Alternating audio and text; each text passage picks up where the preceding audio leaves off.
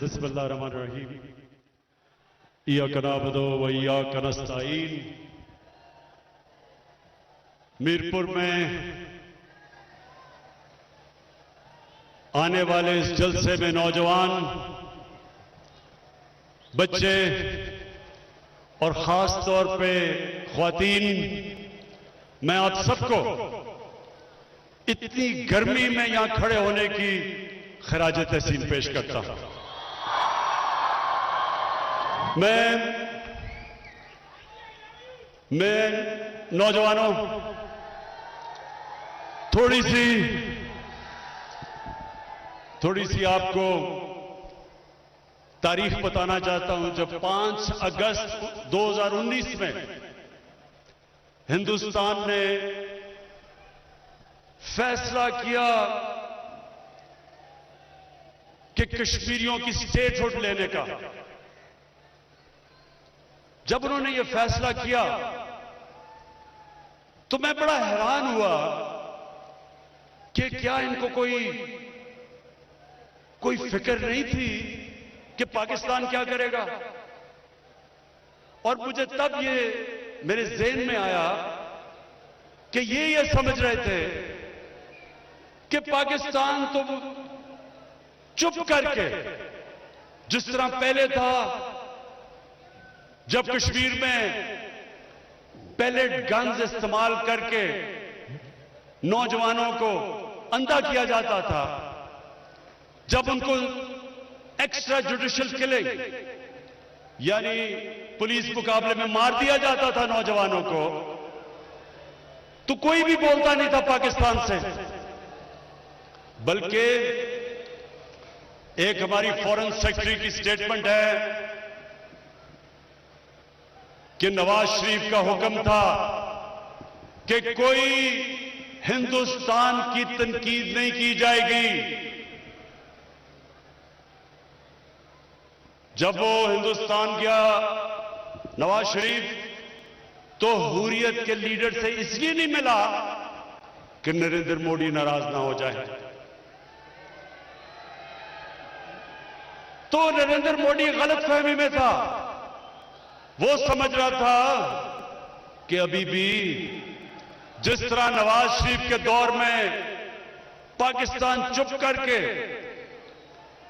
हिंदुस्तान से डर के कुछ बोलता नहीं था, तो इस तरह भी 5 अगस्त को चुप करके पाकिस्तान हजम कर जाएगा।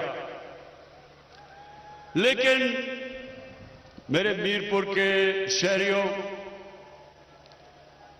उसको गलतफहमी इसलिए हो गई,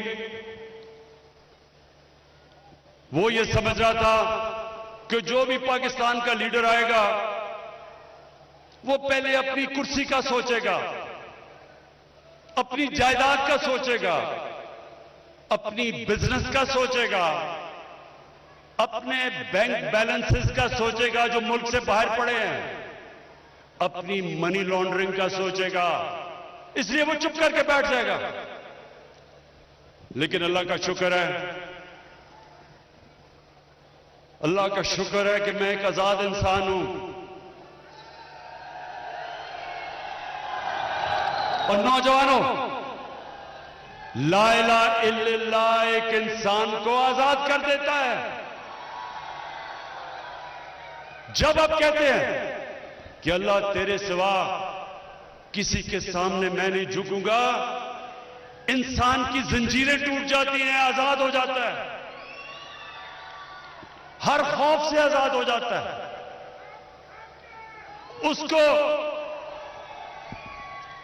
उसको ना किसी का खौफ होता है, ना वो समझता है कि कोई उसको जलील कर सकता है। जिंदगी मौत वो जानता है अल्लाह के हाथ में है, और रिस्क भी अल्लाह के हाथ में है। इसलिए वो आजाद इंसान होता है। और आजाद इंसान कभी किसी की गुलामी नहीं करता। मैंने, और मुझे इस चीज का फख्र है कि कश्मीर का जो मैंने केस सारी दुनिया में उठाया, 50 साल के बाद कश्मीर का नाम यूनाइटेड नेशंस सिक्योरिटी काउंसिल ने लिया। यूनाइटेड नेशंस की जनरल असेंबली में कश्मीर का नाम इसलिए नहीं लिया कि मुझे कोई वोट चाहिए थी। कश्मीर का इसलिए नाम लिया कि मैं बचपन से समझता था कि कश्मीर के लोगों में जो जज्बा और जुनून, जिस तरह वो अपनी मुसलसल जद्दोजहद में रहे, कभी उन्होंने हार नहीं मानी। कत्लेआम हुई कश्मीर में, 1 लाख कश्मीरी शहीद हो चुका है, लेकिन वो हार नहीं माने। बचपन से मैंने फैसला किया था कि अल्लाह जब भी तूने मुझे मौका दिया, मैं कश्मीर का केस सारी दुनिया में लड़ूंगा। और मेरे नौजवानों, मैंने हर फोरम पे लड़ा, मैंने मीडिया पे लड़ा। बड़ी बड़ी बाहर की चैनल CNN, BBC, उनके थिंक टैंक्स में अमेरिका में जाके, एशिया सोसाइटी, मैंने हर जगह पे जाके कश्मीर की आवाज बुलंद की और दुनिया को बताया कि ये जो RSS, हिंदुस्तान में जो RSS की गवर्नमेंट है, ये नस्ल पसंद लोग, हिंदू सुप्रीमिस्ट, ये बाकी हिंदुस्तान की माइनॉरिटीज को बराबर के शहरी नहीं मानते।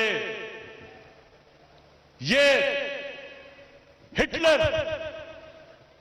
हिटलर ने जो जर्मनी में जो नाजीज ने, उनका जो नजरिया था कि जर्मन रेस, सिर्फ जर्मन रेस ऊपर है और सुपीरियर है, बाकी सब इंसान नीचे है, ये उस नजरिए को लेके चले थे RSS।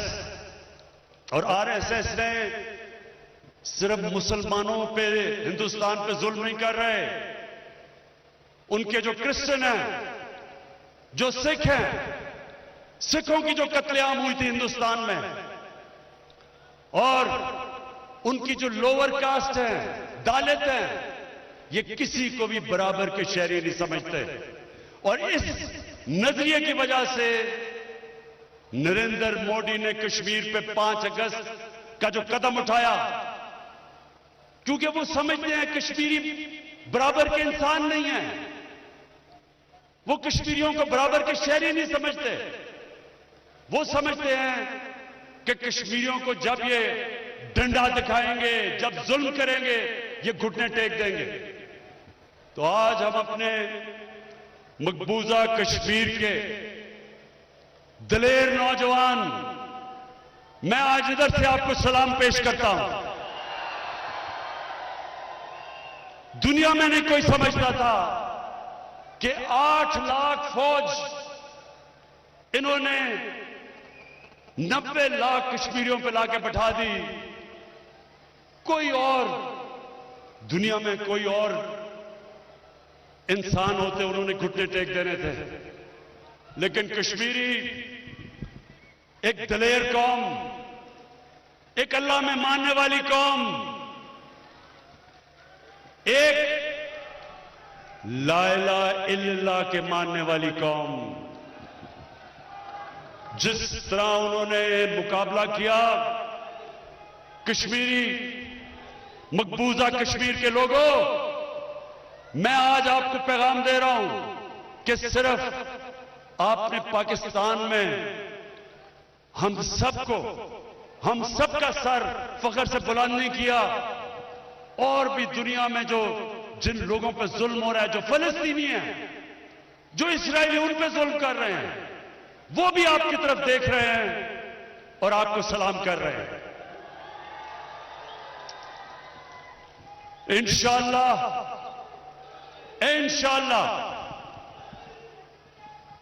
हमारा अल्लाह में ईमान है। अल्लाह कहता है कि कुरान में कि हर मुश्किल के बाद मैं आसानी पैदा करता हूं।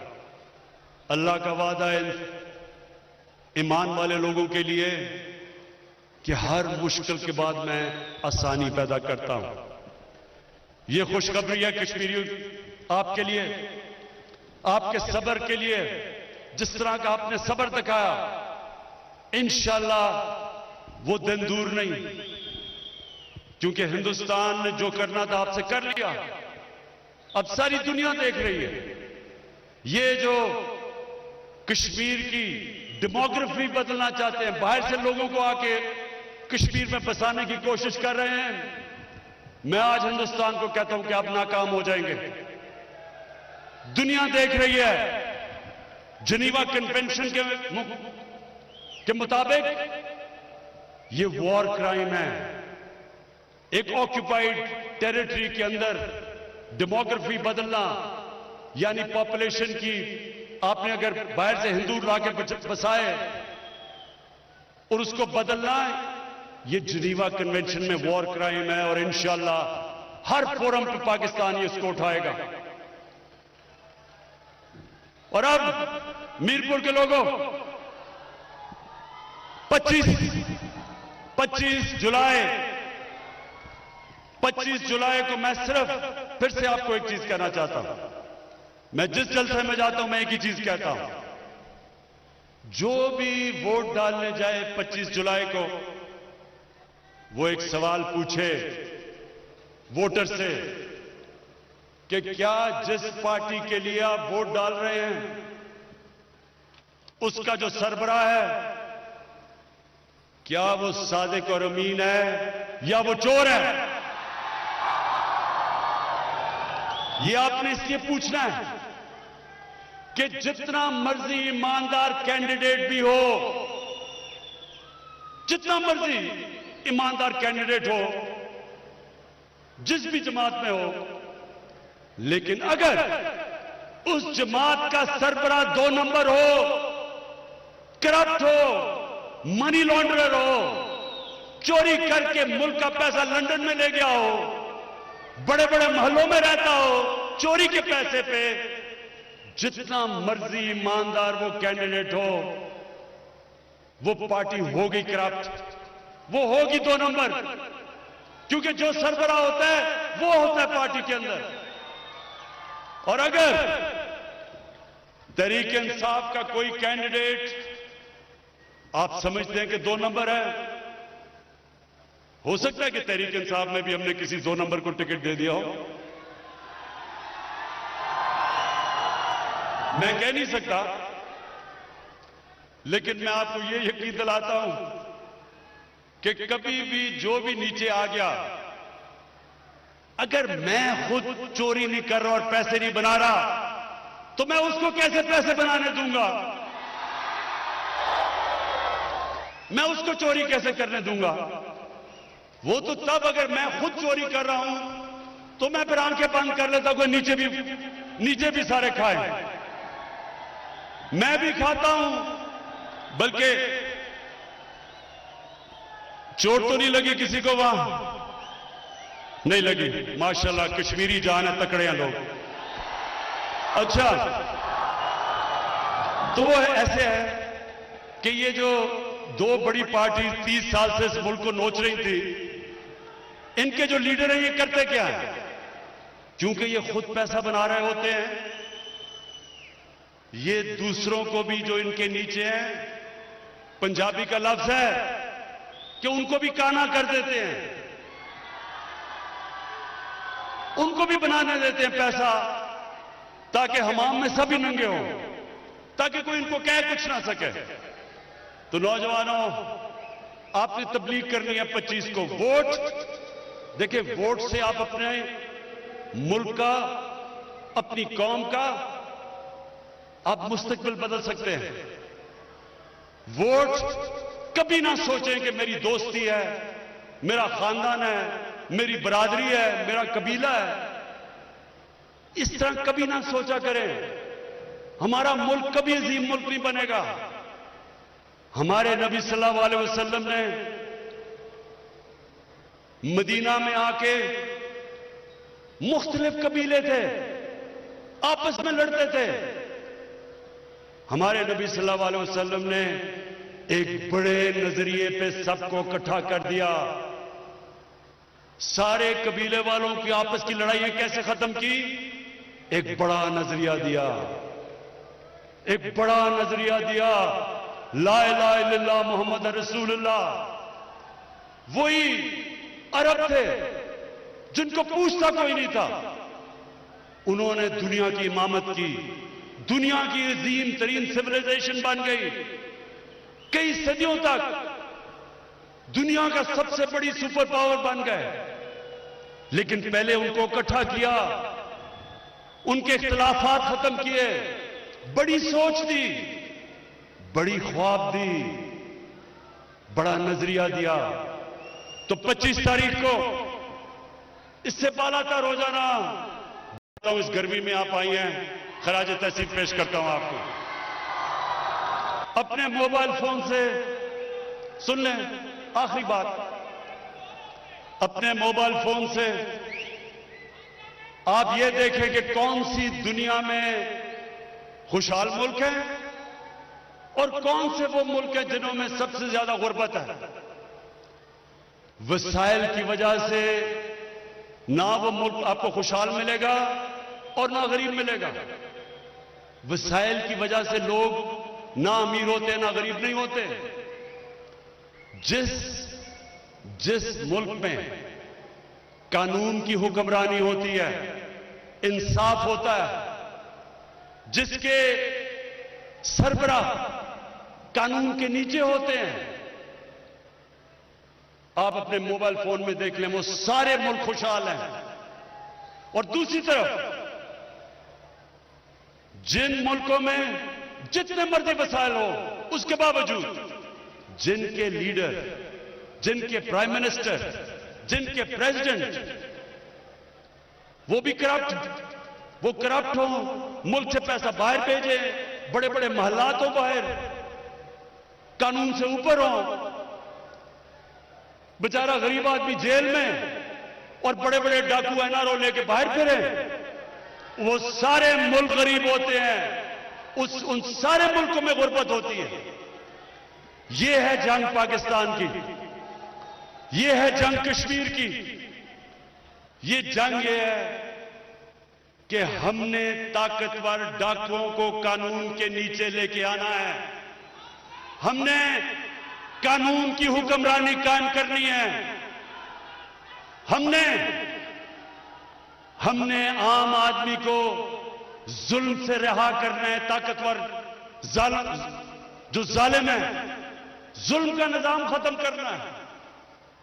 इसलिए हजरत अली रज़ी अल्लाह ताला ने कहा था कि कुफर का निजाम चल जाएगा, लेकिन जुल्म और नाइंसाफी का निजाम नहीं चल सकता। तो इसलिए 25 को जरूर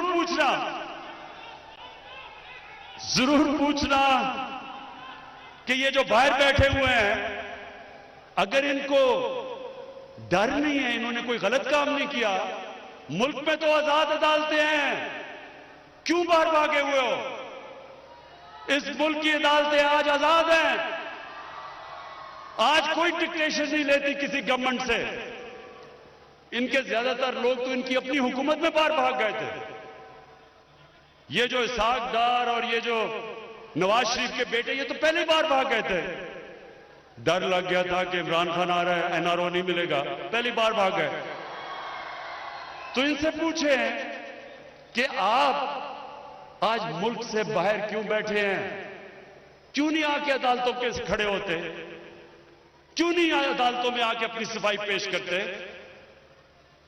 मेरे ऊपर जब इन्होंने इंतकामी कार्रवाई की, मुझे सुप्रीम कोर्ट में लेके गए, मैं तो मुल्क से बाहर नहीं भागा। मैंने सुप्रीम कोर्ट में खड़े होके 8 महीने एक एक चीज का जवाब दिया। जो इन्होंने मेरे से सबूत मांगे, एक एक सबूत दिया मैंने। हालांकि मैं तो एक खिलाड़ी था, उसके बावजूद मैंने अदालत में सारे जवाब दिए।